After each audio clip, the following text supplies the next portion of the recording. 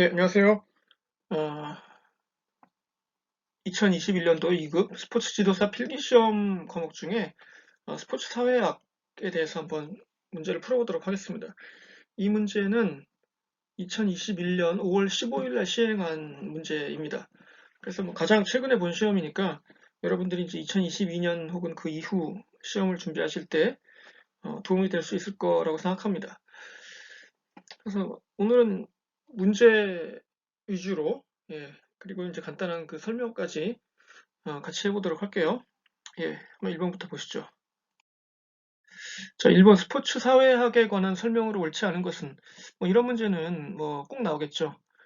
스포츠 사회학에 대한 정의로서 옳지 않은 것은 뭐 이렇게 나올 수도 있고, 스포츠 사회학에 관한 설명 중 옳지 않은 것은 주로 이런 식으로 나올 텐데, 이런 문제를 풀 때는 이제 여러분들이 이제 일단 상식적으로 접근하시면 되는데, 일단 이 중에 보면 약간 튀는 게 있을 거예요, 보면. 예.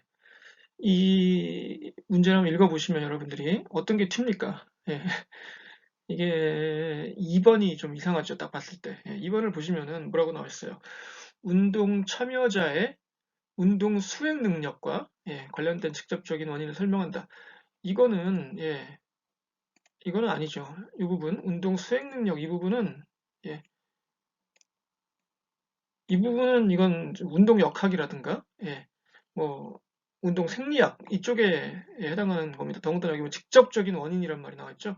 그러니까 예를 들어서 뭐 훈련을 할 때 어떤 새로운 훈련 방법을 도입했을 때 결과가 어떻게 달라지는지라든가 어떤 뭐 새로운 훈련 도구 이런 거를 갑자기 동원했을 때 어떻게 달라지나 이런 거를 파악하는 거는 운동 생리학이죠. 그래서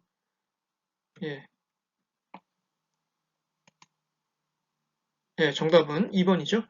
2번은 운동 역학이나 생리학에 관한 설명이고 나머지 것들은 읽어보시면은 1번, 3번, 4번은 모두 스포츠 사회학에 관한 설명으로 옳은 것들입니다.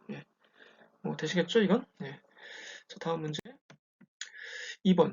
보기에서 설명하는 스포츠의 국제 정치적 사건은 이거는 좀 사실 어려운 문제예요. 왜냐면 이게 뭐 팩트를 모르면 그냥 틀리니까. 근데 이게 이제 어떤 사건이냐면은 스포츠가 얼만큼 그 사회적으로 중요하고 이게 정치적으로 연결될 수 있나 이걸 보여주는 사례인데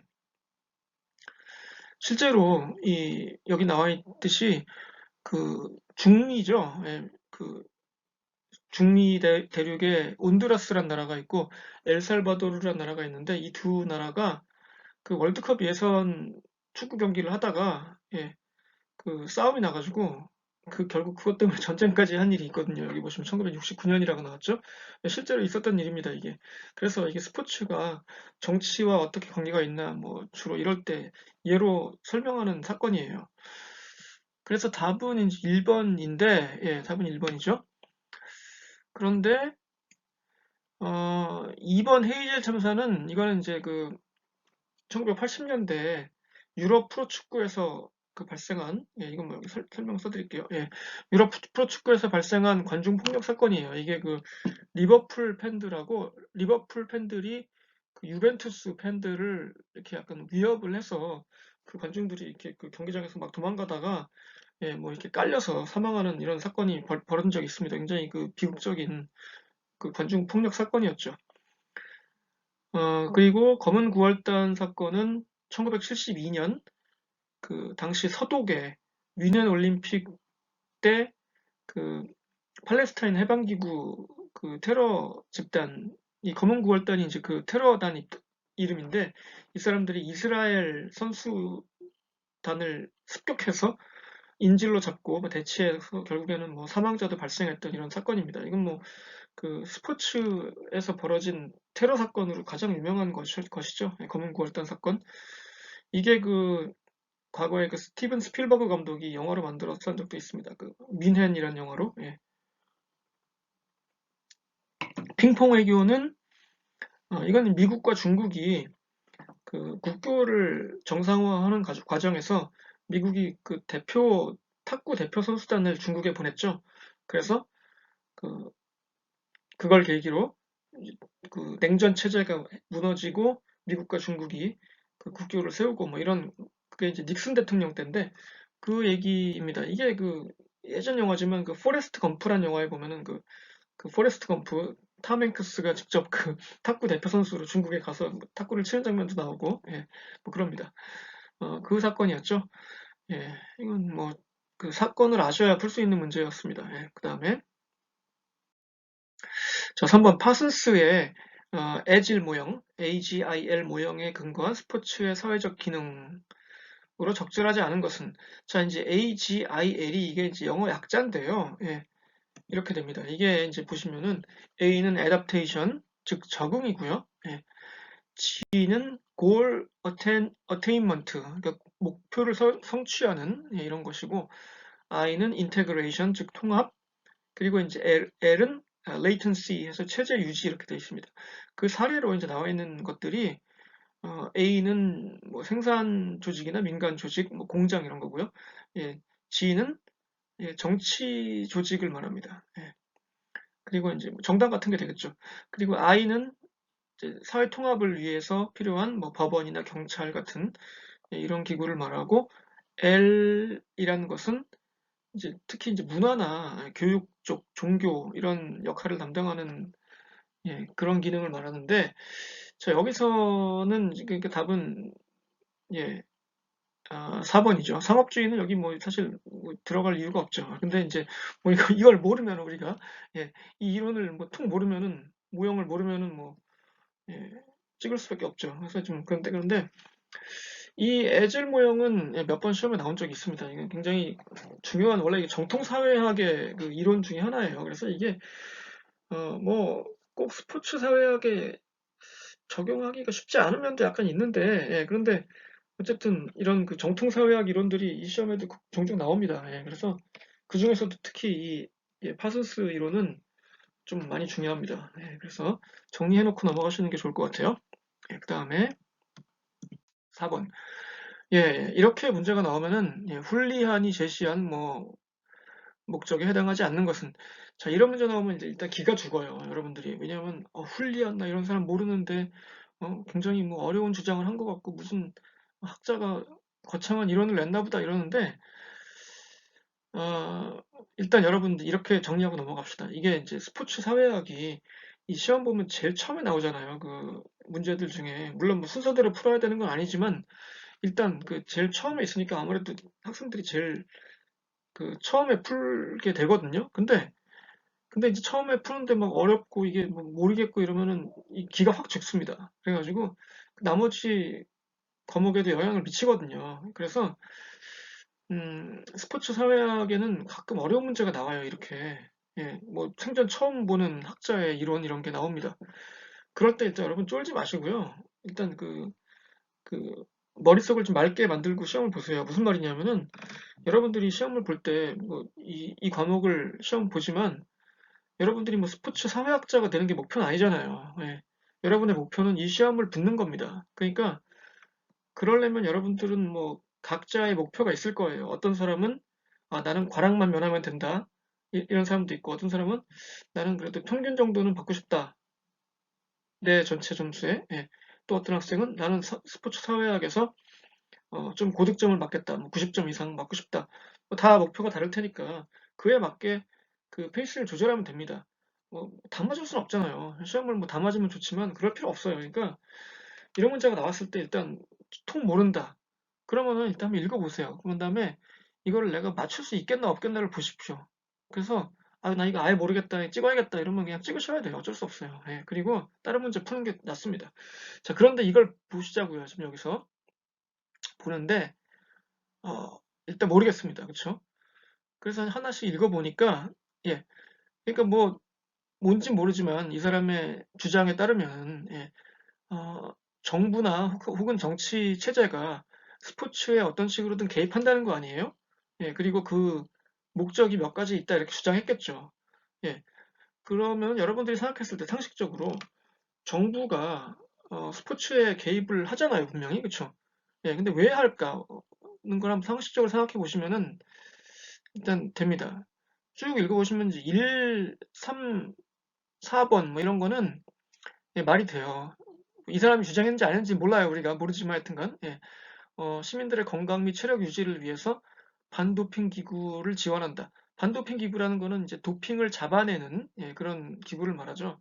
약물, 뭐 금지 약물 복용 이런 거를 잡아내는데 그 예산도 지급하고 합니다. 그 이유는 뭐 건강 및 체력 유지 혹은 뭐 공정한 경쟁 이런 걸 위해서죠. 뭐 말이 되죠, 일단. 3번도 말이 돼요. 물론 뭐 이게 옳은 건 아닙니다. 민족적인 우월성을 강조하기 위해서 뭐 올림픽을 개최하는 게 뭐 사실 바람직한 건 아니지만 이렇게들 많이 합니다. 자기 나라가 얼마나 잘났나, 우리가 얼마나 성공한 나라인가 이런 거를 강조하고 싶어서 올림픽을 개최하고 뭐그 밖에 다른 국제 스포츠 행사를 개최하기도 하죠. 그러니까 이건 뭐 말이 돼요. 일단 뭐 옳고 그름을 떠나서. 4번도 말이 되죠. 1번과 비슷한 맥락이죠. 공공 질서를 보호하기 위해서 뭐 공원에서 어, 스케이트보드나 헬멧 착용, 스케이트보드를 금지하고 헬멧을 착용하고 또 뭐 공원 이런 데서 뭐 담배 못 피게 하고 이런 거, 그런 거는 맞죠. 자, 근데 여기서 보면 답은 그래서 2번인데, 2번이 왜 틀렸냐면요. 여기 이 부분이 틀렸어요. 인종차별을 해소하기 위해. 타이틀 9 법안이라는 거는 이게 이제 뭐냐면은 미국에서 만든 법입니다. 1972년에 제정했는데 이거는 원래 교육법이에요. 스포츠법이 아닙니다. 이게 원래. 그런데 교육법인데 무슨 법이냐면 성별에 따른 그 차별을 막기 위해서 그 제정한 교육법이에요. 근데 이제 이게 나중에 스포츠에 또 큰 영향을 미쳤죠. 학교 운동부 때문에. 그래서 이거는 이 부분이 잘못됐어요. 밑줄친 부분. 인종차별을 해소하기 위해 이 부분이 틀렸죠. 그래서 이게 예, 답은 2번이 되겠습니다. 물론 어려운 문제죠. 이게 타이틀 라인을 또 모르면은 뭐 풀기 어려운 문제인데 하여튼 이게 그러니까 너무 그 학자 이름, 뭐 이론, 그 모형 이름 이런 거에 너무 그 기죽지 마시라는 얘기예요. 제 얘기는. 다음 문제 보겠습니다. 자, 프로스포츠의 순기능 이런 문제가 종종 나옵니다. 뭐 스포츠 미디어가 스포츠에 미친 영향은 모두 고르시오 뭐 이런 문제 많이 나오는데 이제 모두가 중요하죠. 모두. 자, 이 문제를 솔직히 말씀드리면은 제가 이걸 이제 풀어봤을 때 틀렸습니다. 저는 이걸 3번이라고 생각했거든요. 근데 답은 4번이더라고요. 저 답은 4번인데 왜 그러냐면은 자 보시죠. 프로 스포츠를 통해서 스포츠가 대중화가 될 수 있을까요? 맞죠. 많은 사람들이 스포츠를 이제 뭐 직접 하진 않더라도 이게 즐기다 보면은 관람 스포츠로 즐기다 보면은 그거에 대해서 잘 알게 되고 그러다 보면 나도 한번 해볼까 뭐 이런 생각이 들죠. 대중화가 돼요. 생활의 활력소 역할을 당연히 하죠. 그 팀을 응원하면서 뭐 스트레스를 풀 수도 있고 그렇죠? 여가 선용의 시간이 될 수도 있고. 자, 디귿은 지역사회 연대감 증대. 이거는 굉장히 중요한 거죠. 프로스포츠 팀이 생김으로써 그 어떤 지역사회를 하나로 그 묶게 하는 그런 역할을 합니다. 예, 뭐 특히 이제 중소도시 이런 경우에 그 지역을 대표하는 뭐 프로스포츠 팀이 있다 그러면은 뭐 거의 모든 그 지역 시민들이 뭐 굉장히 열심히 응원하고 이러면서 하나가 되고 뭐 이런 경우가 있습니다.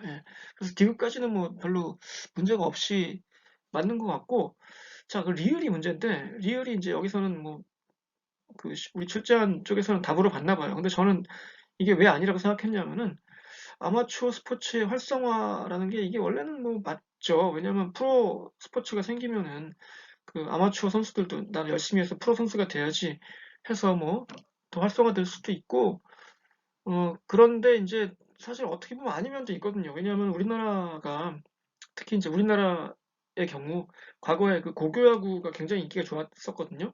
프로야구 생기기 전에는 뭐 고교야구 경기하면 뭐그 몇만 명씩 관중이 오고 막 그랬습니다. 그랬는데 프로야구가 생기면서 그 인기를 쭉 그 빼갔죠.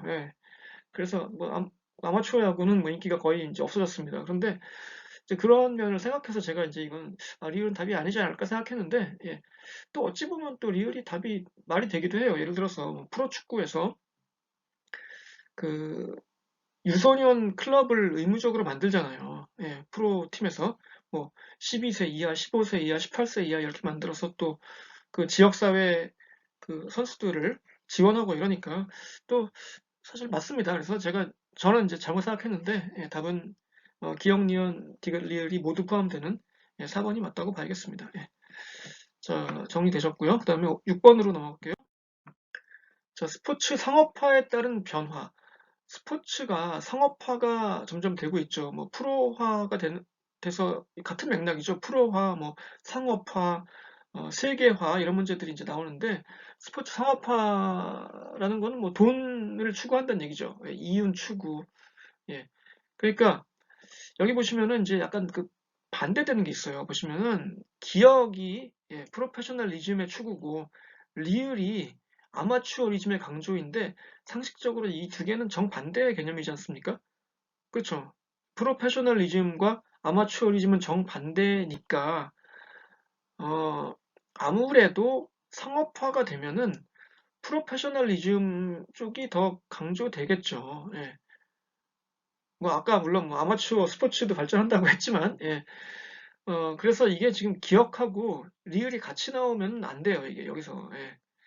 그래서 답이 여기서는 몇 번입니까? 예. 2번이에요. 기억, 디귿, 미음, 비읍. 왜냐면 리을이 들어가면 안 되는데 리을이 보시면 여기도 있고 여기도 있고 예. 그러니까 3번, 4번은 일단 탈락이죠. 예.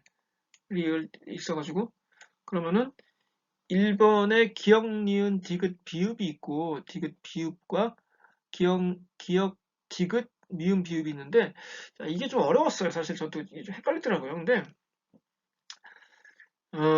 보시면은 예, 니은이 한쪽에는 있고 기억은 뭐 똑같이 있고요. 예.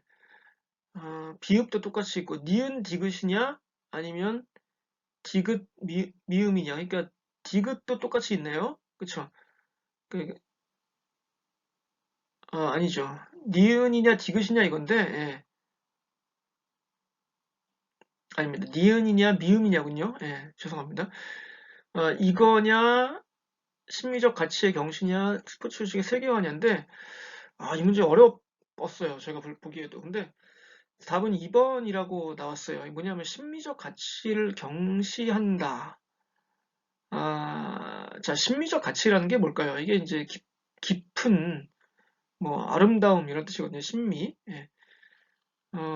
그러니까 스포츠에서 심리적 가치라는 게 뭘까요? 뭐 이렇게 그 결과에 관계없이 최선을 다한다라든가, 예, 뭐 그런 거겠죠. 뭐 승패에 구애받지 않고 뭐 스포츠맨십을 발휘한다든가 이런 것들은 참 아름다운 가치죠. 예, 스포츠의 중요한 가치 중에 하나입니다. 그런데 상업화가 되면은 아무래도 그거보다는 승리 쪽을 더 강조하겠죠. 예, 이겨야 돼. 뭐 아무리 열심히 하면 뭐 지면 아무것도 아니야. 그렇죠? 뭐 이런 말도 있잖아요. 뭐 아무도 2등은 기억하지 않습니다라든가. 예. 그래서 아무래도 심리적 가치를 경시하게 되는 것 같은데, 예. 그래서 저는 이거 1번이라고 썼었어요. 예. 근데 답은 2번이더라고요. 예. 다시 한번 봅시다. 그럼, 설명이 좀 헷갈리죠? 예. 답은 2번이에요. 2번인데, 보시면, 예. 자, 기억, 디귿. 자, 이건 뭐 알겠죠. 기억은 프로페셔널리즘 추구, 직업선수의 등장. 이건 뭐 같은 맥락이죠. 기억하고 디귿은. 그 다음에 이제 미음이냐, 니은이냐인데, 스포츠 조직의 세계화. 사실 이것도 상업화와 관계가 있긴 합니다. 예. 이게 전 세계적으로 돈이 되니까 그걸 뭐 조직하고 운영하고 발전시킬 그 단체가 필요하죠. 그런데 사실 스포츠 조직의 세계화라는 게 반드시 상업화랑 직접적인 관계는 없어요. 뭐냐면은 예를 들어서 뭐 IOC 이런 단체, FIFA 이런 단체, 뭐 FIFA가 요즘에는 뭐 진짜 굉장히 그 돈을 밝히는 진짜 그 상업주의의 뭐 천병이 됐습니다만은 사실 처음에는 안 그랬거든요. 예. 그리고 IOC도 처음에는 오히려 아마추어리즘을 강조하는 단체였어요. 예, 올림픽에 예전에 프로 선수 못 나왔잖아요. 그래서 이게 스포츠 조직의 세계화는 사실 상업화하고는 그 직접적인 관계가 없다고 봐야 될 것 같아요. 이 문제 그래서 저도 좀 약간 뭐 솔직히 어렵게 풀었고 근데 답을 2번으로밖에 볼 수가 없을 것 같습니다. 이건 뭐 좀 헷갈리고 죄송한데 하여튼 뭐 답이 그러니까 그렇게 설명할 수밖에 없네요. 예, 아시겠죠? 예. 자, 다음 문제로 넘어갈게요.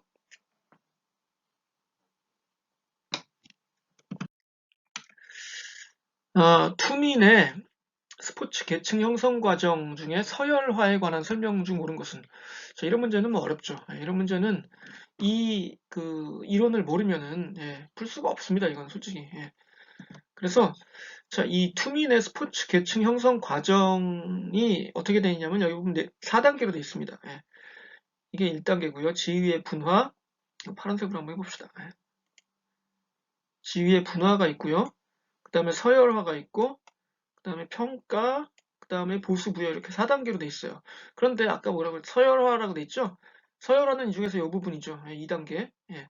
그래서 지위의 서열화라는 것은 뭐냐면은 여기 보시면 밑에 설명이 나왔는데 그 필요한 인재를 예, 적재적소에 효율적으로 배치하는 것이고 그러려면 개인적인 특성이나 그 사람의 기능, 능력, 역할 등을 사회적으로 이렇게 배분하는 것이다. 이렇게 정리하면 될 것 같아요. 그래서 서열화에 관한 설명이 보시면은 뭐 다 옳은데 기억, 니은, 디귿, 리을 중에 하나만 틀리죠. 뭐가 틀리냐면은 기억이 좀 이상합니다. 보시면은 예, 특정 선수를 선망의 대상으로 생각하거나 팬으로서 특정 선수를 좋아한다. 이 부분은 여기 보시면 호감이 있잖아요. 호감. 예. 요거에 해당하는 그 평가 부분이죠. 예. 그래서 기억은 답이 안 됩니다. 예. 나머지는 다 맞거든요. 예, 니은, 디귿, 리을이 포함되어야 하는 4번이 답이겠죠. 예. 자, 이거 뭐 좀 어려운 건데 이런 문제를 사실 아까 말씀드렸습니다만은 이런 문제를 봤을 때 내가 모르는 이론이 나왔다. 내가 뭐 통 모른다.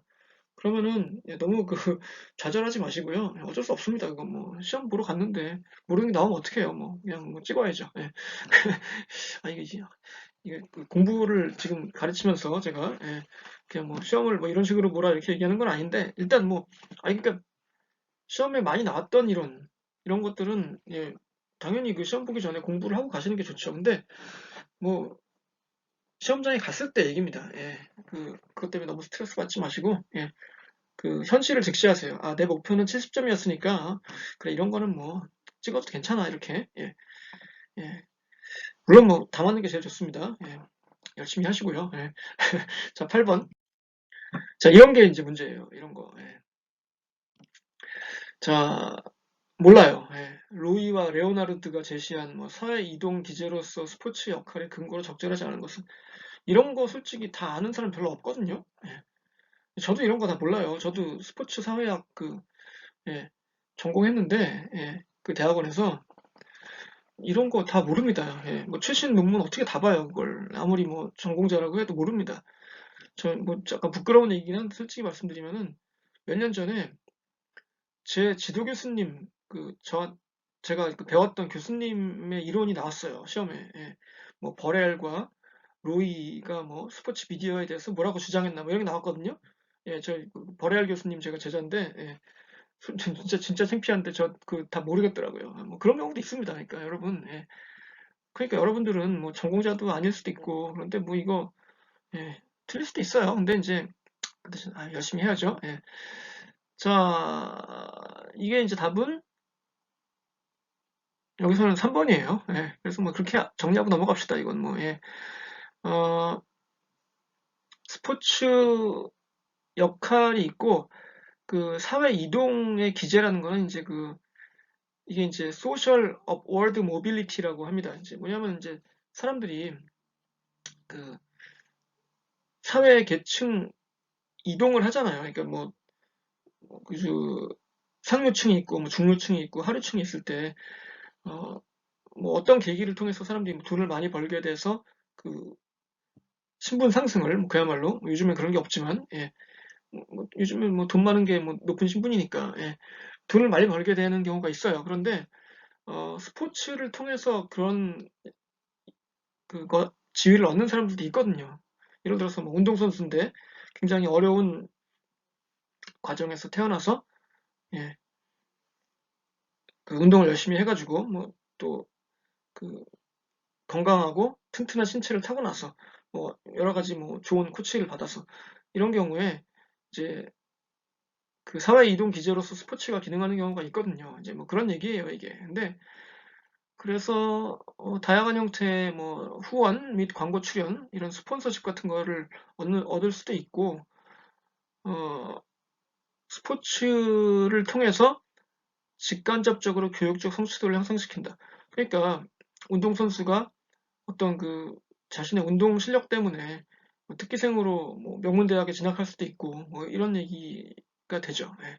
그 운동 실력이 없었다면은 뭐 도저히 갈 수 없을 만큼 좋은 대학에 뭐 가기도 하고 이러잖아요. 예.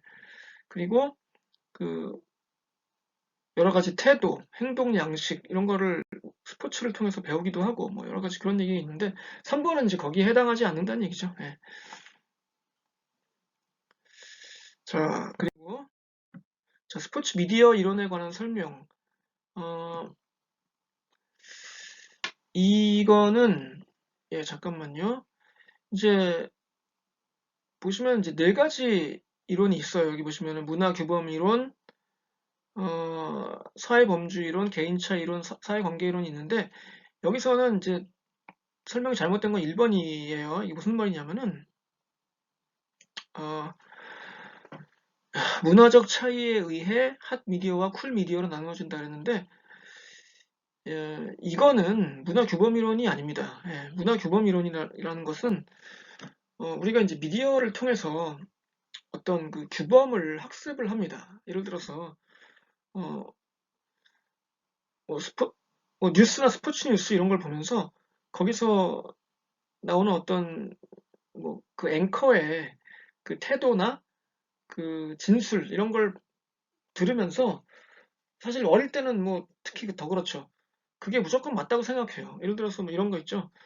스포츠 예를 들면은 뭐 여성 스포츠에 대해서 언급을 할 때 뭐 그 나온 패널이나 뭐 이런 사람 해설자가 예를 들어서 저 선수는 여성인데도 여자답지 않게 굉장히 그 힘이 세고 운동 능력이 뛰어납니다. 이런 말을 했다고 칩시다. 예, 그러면은 그게 옳다 틀리다를 떠나서 그걸 듣는 사람은 일단 그거를 받아들이게 돼요. 아, 여자들은 역시 저렇게 힘쓰고 막그 근육을 막 강화하고 이런 운동을 할 게 아니라 아름다움을 강조하는 운동을 해야 되겠군. 역시 그게 맞는 거지. 이렇게 이제 받아들이는 거 이런다는 거예요. 예. 그게 문화 규범 이론입니다. 예, 여기 나오는 설명은 이거는 이제 그 미디어의 분류에 대한 얘기예요. 이제 뒤에 나옵니다. 예. 그 마샬 맥루안이라는 학자가 주장한 그 한 미디어와 쿨 미디어라는 게 있는데 예, 그 얘기는 이제 나중에 하도록 하겠습니다. 예. 그래서 문화규범 이론의 내용이 틀렸습니다. 예. 다른 거는 읽어보세요. 다 맞습니다. 이건 그래서 예. 답은 9번 답은 1번이에요. 예. 10번. 간단하게 설명을 하고 넘어갈게요. 이 마샬 맥루안이라는 사람이 그 미디어를 두 가지로 분류했습니다. 한 미디어와 쿨 미디어로 분류했는데 한 미디어는 예, 이런 특징이 있어요. 논리적이고 사전 계획적이고 직접적으로 전달한다 이건데 이거는 이제 그 어떤 종류냐면 여기 보시면 신문, 라디오, 잡지, 화보 등 예, 문자 시대 매체. 그러니까 지금은 이제 거의 이거는 이제 영향력이 없어졌죠. 요즘에 뭐 스포츠 소식을 신문으로 종이신문을 말하는 겁니다. 종이신문이나 잡지로 그 접하는 사람은 거의 없습니다. 예. 대부분 요즘에는 이제 뭐 인터넷이나 뭐 TV도 사실 이제 거의 그 쇠퇴해 가고 있죠. 예, 그래서 이제 이건 주로 이제 문자 시대 매체를 말하고 한 미디어, 예. 쿨 미디어는 예, 이제 한 세대가 진화한 거예요. 그래서 보시면은 이런 걸 말하죠. TV, 비디오, 영화 등 전자시대 매체. 이 자체도 사실 지금의 그 인터넷 그 모바일 디바이스 시대를 설명하지 못해요. 이제 과거 얘기니까 이 사람이 뭐 옛날 사람이라. 예. 그런데 이렇게 이제 둘로 구분했다는 거, 이것도 시험에 많이 나옵니다. 이 마샬 맥루안의 이론은 이건 스포츠 사회학 이론은 아니고 원래는 그 미디어 커뮤니케이션 쪽 이론이에요. 그런데 이 스포츠 사회학에서 그 미디어 부분도 굉장히 중요하기 때문에 이런 그 원래 학문에서의 이론도 가져오죠, 시험에. 예, 그래서 이것도 시험에 종종 나오니까 한번 찾아보시기 바랍니다. 예. 자, 다음. 머튼의 아노미 이론. 자, 이것도 꽤 중요하죠. 예. 그리고 이게 좀 어려워요. 예, 이게 헷갈리고 어려운데, 어, 이거에 대해서 자세하게 제가 뒤에 그 그림, 그 표를 만들어 놨습니다. 다음 장에. 근데 그 표에 나오는 거는 이제 원래 이게 지금 아노미 이론 아닙니까? 이게 어떤 일탈 행동, 그러니까 이게 범죄, 이런 거의 유형, 이런 걸 설명할 때 나오는 이론이에요, 원래. 그래서 이게 스포츠 상황에서, 어, 좀 약간 여기 시험 문제 낸 걸 보면은 조금 억지로 그 스포츠 상황에 끼워 맞춘 약간 이런 느낌이 있는데, 예. 그래서 이거를 뭐 제가 너무 자세하게 설명하기 좀 힘든데 지금, 예, 자세한 내용은 이 뒷장에 그 표를 보시고 제가 잠깐 이따가 띄워드릴 텐데, 예, 그걸 보시고 보시면 됩니다. 잠깐 왔다 가볼까요? 이게 답은 그래서 2번이에요. 이게 지금, 예, 2번인데, 반역주의, 혁신주의, 의례주의, 도피주의인데 이게 좀 말이 좀 어려워요. 영어를 그대로 번역한 거라서 그렇습니다. 그리고 이게 딱 와닿지가 않습니다. 근데, 이게 이제 보시면은 어떤 목표를 이제 추구하잖아요. 우리가. 예, 우리가 이제 어떤 일을 합니다. 그런데 그 사회에서 요구하는 어떤 그 목표가 있고 규범이 있어요. 예. 뭐 예를 들어서 뭐 우리가 뭐 대학을 간단 말이에요. 어떤 대학을 가고 싶은데 그러려면은 어떻게 해야 됩니까? 예, 대학을 가고 싶다는 목표가 있고, 예, 또 그 목표를 달성하기 위해서 공부도 열심히 하고, 뭐 내신 성적, 예, 잘 받고, 봉사활동도 하고, 뭐, 예, 뭐그 밖에 여러 가지 독서도 많이 하고, 수능 시험도 잘 보고, 뭐 등등등 하죠. 논술 공부도 하고, 이런 과정을 통해서 이제 정정당당하게 대학에 합격합니다. 근데, 어떤 경우에는 그런 규범을 어기는 사람들이 있어요. 뭐, 뭐, 뭐라고 해야 됩니까? 뭐 봉사활동을 뭐 안 갔으면서 간 것처럼 하는 사람도 있고, 예, 그런 경우에는 이제 그 규범을 어기는 거죠. 그러니까 일탈이에요. 그게 말하자면. 근데, 그래서 이 머튼의 아노미 이론에서 보면은 그 목표가 있고 또 규범이 있을 때 이거를 둘 다 뭐 받아들이면은, 예, 그거는 일탈이 아니죠. 그거는 뭐 올바른 행동입니다. 그런데 둘 중에 한 개라도 그거를 이제 거부하는 경우가 있어요. 예, 그러면 이제 그게 일탈이 되는 거예요. 어떨 때는 둘 다 거부하죠. 사회에서 제시한 그 목표도 거부하고 또 규범도 거부하고 뭐 이런 식으로. 그래서 그거를 아, 목표도 거부하고 규범도 거부할 때, 목표는 인정하지만 규범을 거부할 때, 아니면 그 반대, 뭐 이런 식으로 그 표로 만들어 놨으니까 다음 장에 그걸 보시기 바라고요. 답은 2번이에요. 반역주의, 혁신주의, 의례주의, 도피주의. 말이 좀 어려우니까 이게 좀, 예, 정리를 꼭 해주셨으면 좋겠습니다. 예. 자, 보시죠. 이렇게 만들어 놨어요, 제가. 그래가지고, 보시면은, 이거 이제 뭐 나중에 유튜브로 보실 때, 이 부분만 정지해서 보시고 이렇게 잠깐 보셔도 되고, 뭐 다른 책에도 많이 나와 있으니까, 예. 그래서 이게 말이 어려운데, 예. 이게 여기 나오는 그 단어를 우리말로 옮긴 거라 그래요. 예, 그래서 보시면은, 예. 문화적인 목표가 있고, 예. 그거를 성취하기 위한 그 제도적인 방법이 있는데, 이거를 둘 다 수용하면은 맨 위에, 예. 그거는 동조가 되죠. 예. 이거는 일탈이 아닙니다. 예. 동조가 되는데, 보시면은 한쪽이라도 거부를 하고 있죠. 여기 거부했고, 거부했고, 여기는 뭐 둘 다 거부했고, 이렇게, 예. 이런 식으로 한쪽이라도 거부를 하게 되면 이거 일탈이 되는데, 이제 그 유형이 나와 있다. 이렇게 보시고, 예. 정리를 해 두시기를 부탁드립니다. 예. 예. 자세하게 설명을 못 드려서 죄송한데, 예. 너무 문제가 많이 남아가지고 좀 빨리 넘어갈게요. 예. 자, 11번, 집합행동 이론. 자, 이거는 이제 특히 관중폭력, 이런 걸 설명할 때 나오는 건데요. 답은 1번이 되겠습니다. 뭐냐면은, 예, 전염 이론은 이제 기억이 전염 이론인데, 피암시성, 순환적 반작용, 뭐 이런 말들이 좀 어려운데, 이런 것들에 의해서 영향을 받아가지고 전염된다 이거예요. 그러니까 쉽게 말해서 옆 사람이, 나는 가만히 앉아 있었는데 알고 보니 옆 사람이 흥분하고 막 이렇게, 예, 그러면은 나까지 괜히 막 피가 끓죠. 예, 뭐 그런 거. 예. 그리고 니은은, 여기 보시면 수렴 이론이 되죠. 예. 몰 개성화라는 게 있죠. 예. 집합행동. 그러니까, 어, 딴 사람들이 뭐, 그렇게 이제 뭐 폭력적인 행동, 예, 일탈적인 행동을 하더라도 나는 정신 차리고 아이고 저러면 안 되지 저거 나는 그러지 말아야겠다 이래야 될 텐데 그러지 않고 그냥 여기 휩쓸려 가는 거예요. 거기 이렇게 예, 수렴이라는 게 뭐 그런 뜻이죠. 이렇게 예, 빨려 들어간다는 얘기니까 예, 몰개성화가 되는 거죠. 그냥 집단 속으로 그냥 예, 묻혀버려요. 그 다음에 디귿, 예, 디귿은 이제 규범 생성 이론인데 뭐냐면은 예, 특정 상황에서 공유 의식은 예, 감정과 정도, 수용성 등에 영향을 준다. 뭐 이런 얘기고요. 리을은 여기 보시면 부가가치 이론 이렇게 되어 있습니다. 예. 설명을 한번 읽어보시기 바랍니다. 그래서 답은 1번이에요. 예.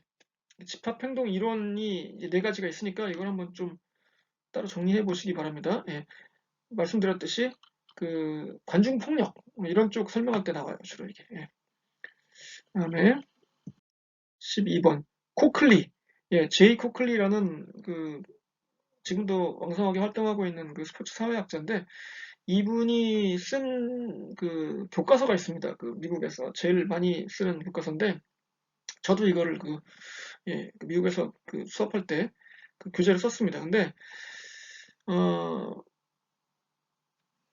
뭐 이거는 근데 여러분들이 이것도 마찬가지죠. 쿠클리 그러면 나 이 사람 모르는데 쫄지 마시고 한번 읽어보시면 돼요. 여기서 이거는 이 내용을 몰라도 상식적으로 푸실 수 있어요. 제가 보기에는. 자, 일탈적 과잉 동조 이런 말도 어려운데 예, 아까 얘기했듯이 이거 일탈이에요. 일탈이라는 얘기는 뭔가 규범에서 어긋난 거죠.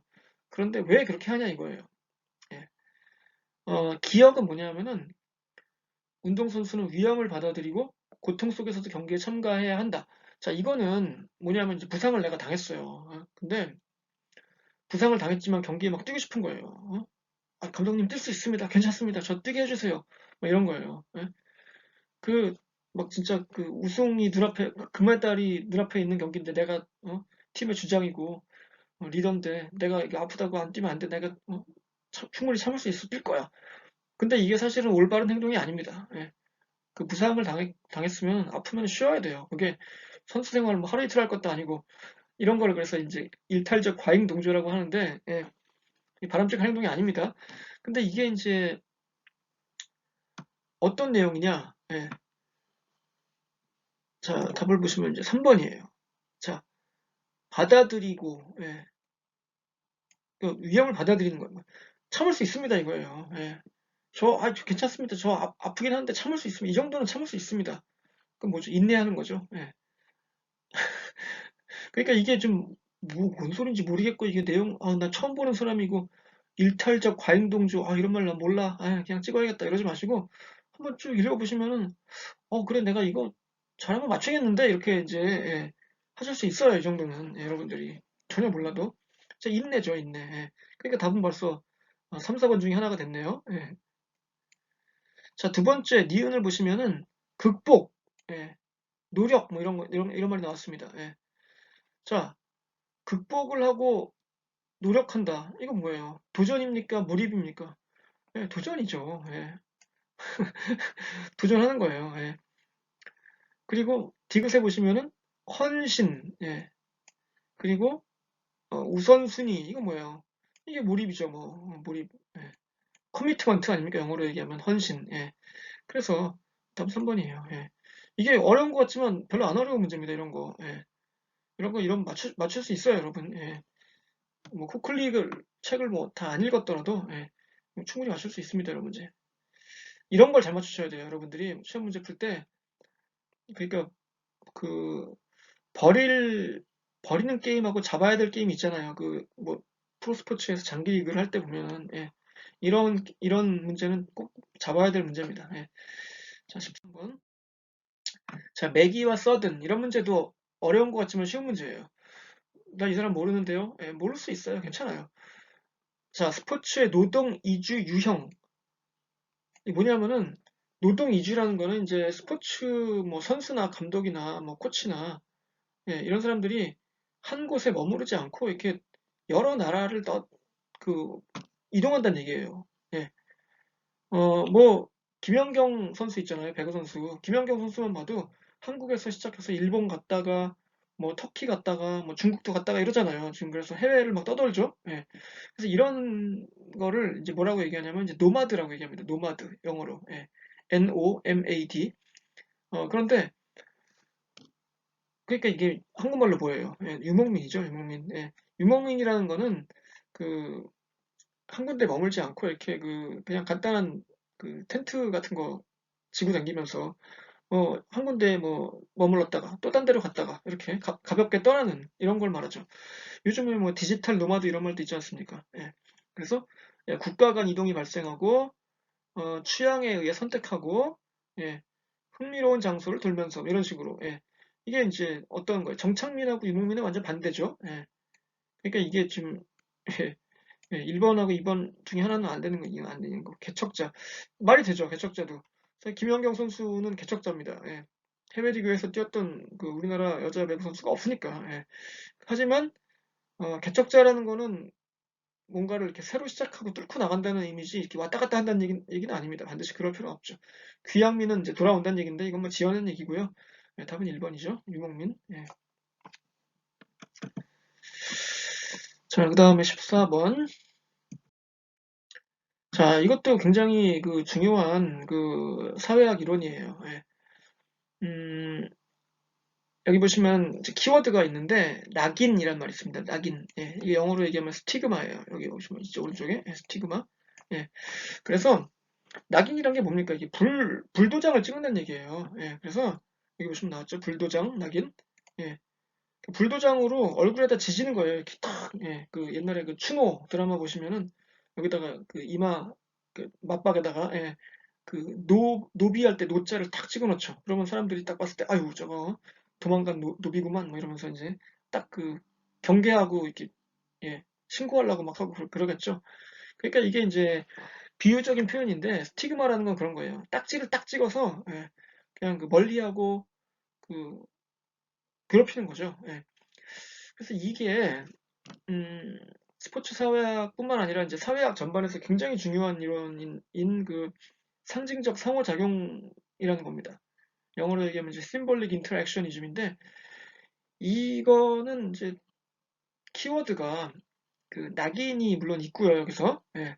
그러니까 일탈을 할 때 스포츠에서 어떤 사람은 바로 그냥 한 번에 일탈에 그냥 낙인이 찍혀서 그냥 선수 생명 끝나버리죠. 예. 그럼 뭐 우리나라에서 지금 예를 들자면은 뭐 진짜 좋은 예가 아니라서 좀 조심스럽긴 한데 뭐 강정호 같은 선수들 예, 야구 선수 강정호 메이저리그에서 맹활약했습니다마는 예, 그 음주운전으로 완전히 그 선수 생명이 지금 끝날 상황이죠. 뭐 다시 복귀하려고 하다가 또 지금 여론이 안 좋아서 좀 안 될 것 같은데 하여튼간 그런 식으로 예. 이런 낙인 이론 이게 그 이 상징적 상호작용론의 굉장히 중요한 부분이에요. 그리고 이제 또 뭐가 있냐면은 이 상징적 상호작용론의 중요한 그 어떤 뭐 이론 같은 게 그 인간이 이 사회 속에서 생활을 하잖아요. 그런데 그게 뭐다? 일종의 배우가 무대에서 연기하는 것과 같은 것이다 이런 주장을 해요. 이 상징적 상호작용론에서. 뭐냐면은 사실 그렇잖아요. 우리가 이제 그 집에서는 굉장히 그 편하게 있고 막 그 뭐 뭐 남편이나 부인 혹은 뭐 부모님, 가족 이런 사람들한테 뭐 되게 그 막대하죠. 예. 그냥 뭐 마음에 있는 대로 막 그냥 아무 말이나 막 하고 상처를 주기도 하고 되게 그 비열한 행동을 합니다. 본성에 따라서 원래대로. 그런데 우리가 또 출근할 때라든가 면접을 보러 갈 때 이럴 때는 어때요? 굉장히 점잖고 성실하고 굉장히 좋은 사람인 것처럼 행동하죠. 일종의 연기를 합니다. 예. 그래서 그런 거를 이 사회적 상징적 상호작용론에서는 굉장히 중요하게 봐요. 인간의 특징으로. 예. 뭐 굉장히 이게 뭐 복잡한 이론이라 뭐 짧게 얘기할 수 없습니다만은 그런 특징들을 가지고 있는 그 사회학 이론이 바로 상징적 상호작용론이다. 예. 그래서 특히 여기서 이제 낙인이 나왔기 때문에 예, 답을 3번으로 봐야 되겠어요. 예. 나머지 1, 2, 4번도 굉장히 중요한데 이걸 지금 설명할 시간이 없네요. 예. 제가 다음에 한번 이 이론만 따로 설명하는 시간을 만들어 보도록 할게요. 예. 답은 3번. 자, 14번. 예. 시간이 너무 많이 가가지고 이게 뭐 60분 안에 끝나기 어렵겠네. 네. 자, 15번 사회화의 과정. 예, 이거 시험에 나올 가능성이 높습니다. 사회화.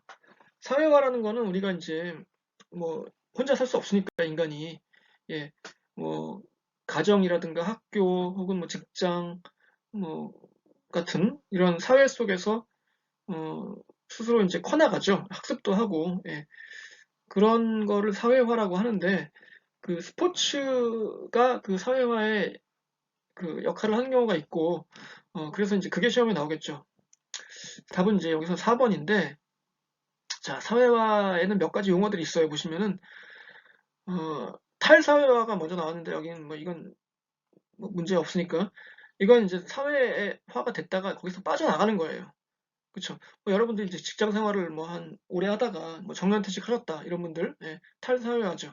예, 뭐 평생을 군복무를 했는데 뭐 제대했다. 뭐 30년 근무하고 제대했다. 이런 건 탈사회화입니다.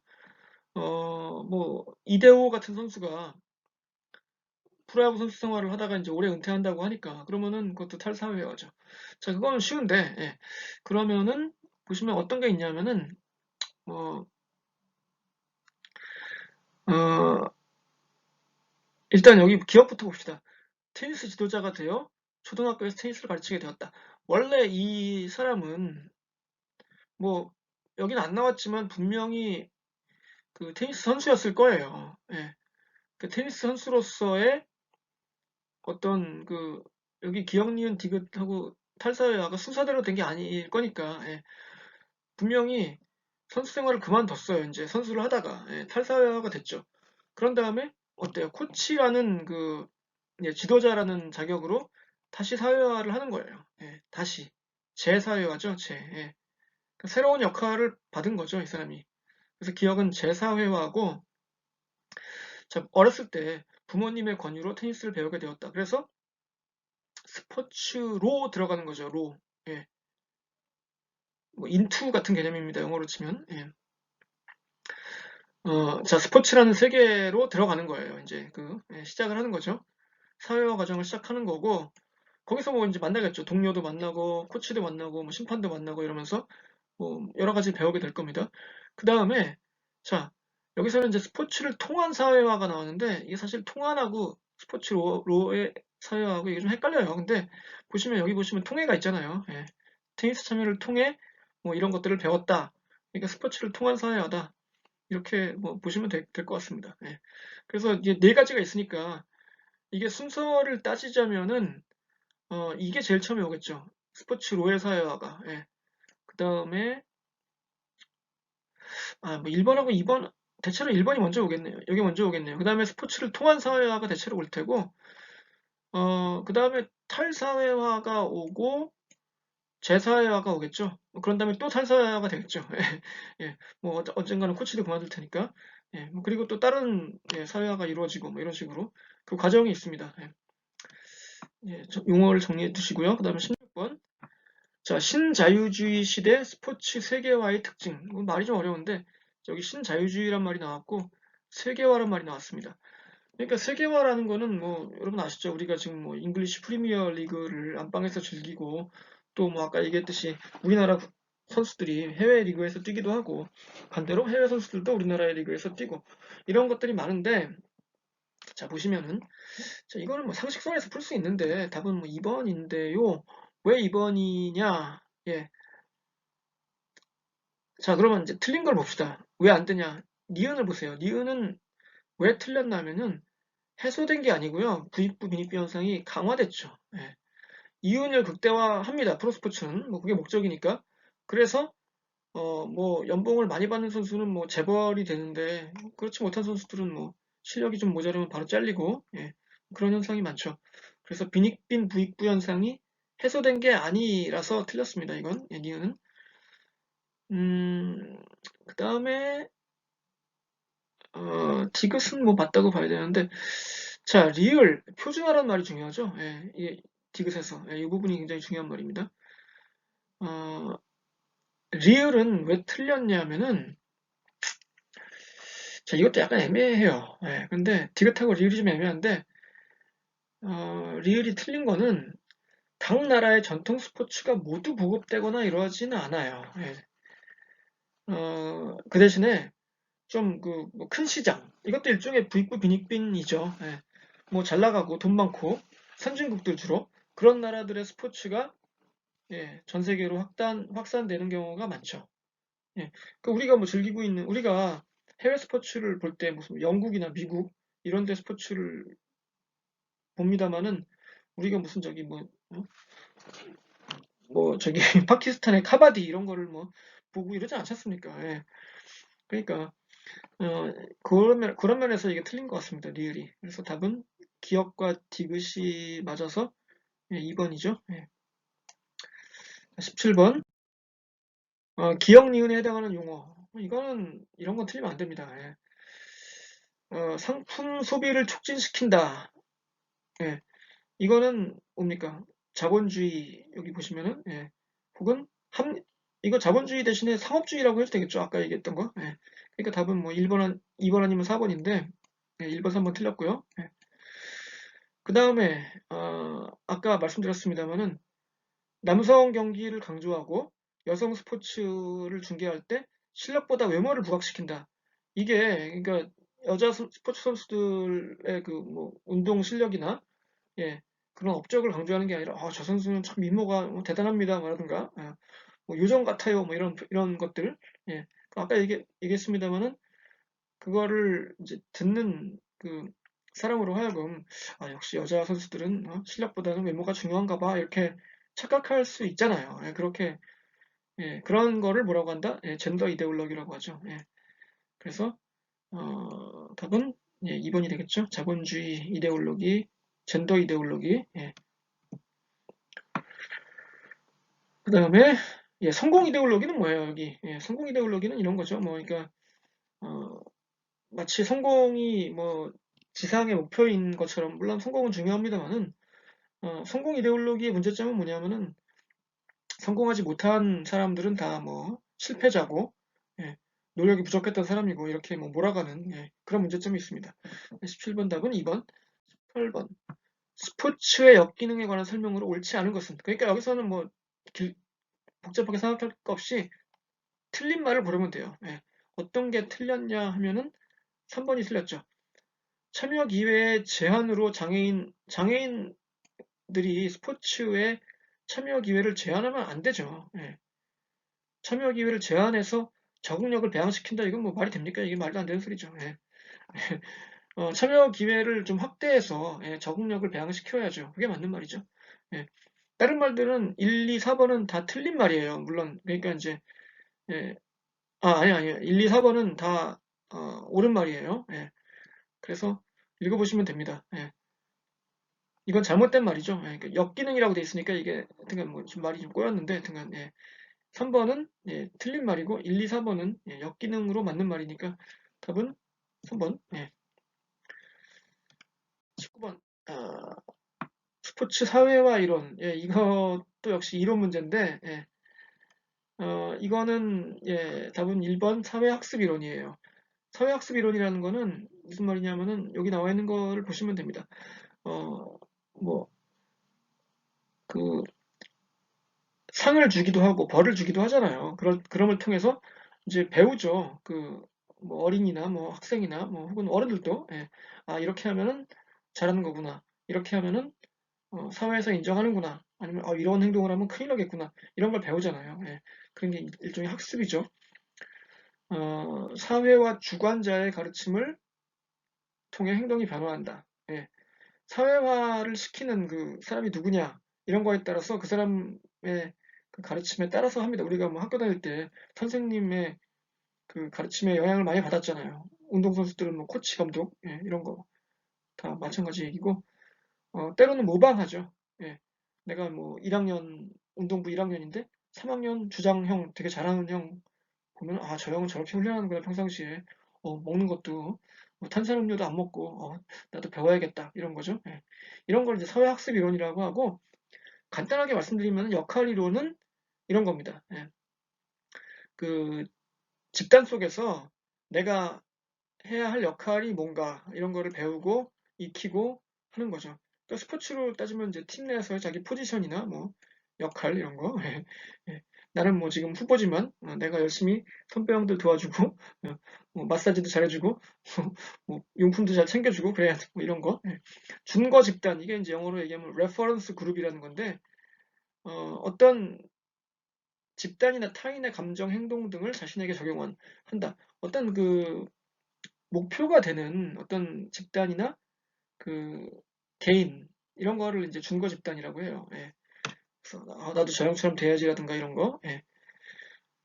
하버드 학생들은 저렇게 공부한다더라. 나도 그렇게 공부해야지. 나는 하버드 가고 싶으니까 뭐 이런 거 있잖아요. 예. 문화 규범 이론은 예, 이런 거예요. 이건 아까 얘기했던 그 미디어 이론이죠. 이건 스포츠 사회 이론이 아니에요. 예. 여기 왜 꼈을까요? 하여튼간 예, 이거 잘못됐습니다. 예. 문화 규범 이론은 스포츠 사회 이론도 아닙니다. 예, 이건 미디어 이론입니다. 20번 마지막 문제네요. 예. 미래 스포츠 변화의 전망에 관한 설명. 자, 뭐 미래 스포츠는 어떻게 될 것인가? 뭐 어떻게 알아요, 이걸 우리가. 하지만 추측은 할 수 있죠. 예. 자, 여기서는 역시 이상한 게 하나 있죠. 딱 봤을 때 이상한 게 4번인데 예, 왜 틀렸을까요, 4번이? 여러분들 제가 설명을 드리기 전에 한번 4번이 왜 틀렸는지 한번 생각해 보세요. 통신 및 전자매체의 발달로 스포츠에서 미디어의 영향력이 감소된다. 아니죠. 감소되는 게 아니고 예, 증가하겠죠. 예. 물론 뭐 몰라요. 뭐 앞으로 미래가 어떻게 될지 모르는데 스포츠에서 미디어의 영향력은 줄곧 계속 증가했습니다. 예. 뭐 지금 영향력이 엄청나고 앞으로도 줄어들 것 같지가 않아요. 왜냐하면 이게 뭐 지금 앞으로 뭐 모바일 디바이스나 뭐 사물 인터넷 이런 거를 통해서 미디어의 영향력은 증가할 가능성이 매우 높죠. 예, 뭐 그렇게 된다고 봐야죠. 1, 2, 3번은 예, 다 맞는 말이에요. 예, 스포츠 관람 형태가 다양해진다. 뭐 그쵸, 뭐 VR, AR 이런 거 생기면은 예, 뭐 굳이 경기장에 가지 않아도 그 경기장에서 느끼는 그 체험을 똑같이 할 수 있을지도 모르고 뭐 앞으로 예, 기술 도핑이라는 거는 참 그 위험한 건데 이거는 이미 벌써 하고 있어요. 예, 그러니까 이게 굉장한 위험이 되고 있습니다. 스포츠 공정성에. 예. 이런 걸 또 잡아내겠지만 예. 다양한 신소재의 개발은 용품 및 장비를 개발한다. 뭐 당연히 그렇겠죠. 예. 이미 뭐 엄청난 발전을 하고 있고 예. 예상할 수 있습니다. 그렇게. 답은 4번이죠. 예. 자, 그래서 뭐 20문제를 좀 바쁘게 달려왔는데 뭐 다시 한번 말씀드리지만 여러분 스포츠 사회학 문제가 점점 어려워지고 있어요. 이게 2015년도 문제를 보면은 2015년도가 첫 해잖아요. 근데 그때 문제를 보면은 문제가 쉬워요, 굉장히. 그 이론도 없고 이론에 관한 문제도 하나도 없고 이게 대충 보면은 상식적으로 풀 수 있는 문제가 거의 대부분이었습니다. 그때는. 예, 근데 이게 이제 학생들도 열심히 공부를 하다 보니까 어, 점점 그 난이도가 올라가요. 예. 왜냐하면 이게 이 시험이라는 게 어느 정도 그 이런 자격 시험은 그 너무 쉬우면 안 되거든요. 또 교수님들이 출제할 때 좀 그런 애로사항이 있습니다. 그래서 문제를 어렵게 내는 방법은 그거예요.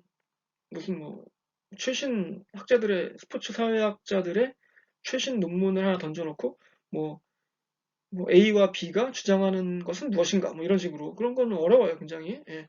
근데 그런 문제에 너무 지레 겁을 먹지 마시란 얘기예요. 여러분이 일단 보시고 내가 이거를 모르지만 한번 해볼만 하겠다 하면은 붙잡고 상식선에서 풀어보시고요. 예. 아유, 이거는 뭐 내가 아무리 봐도 모를 것 같다 그러면 그냥 찍으세요. 예.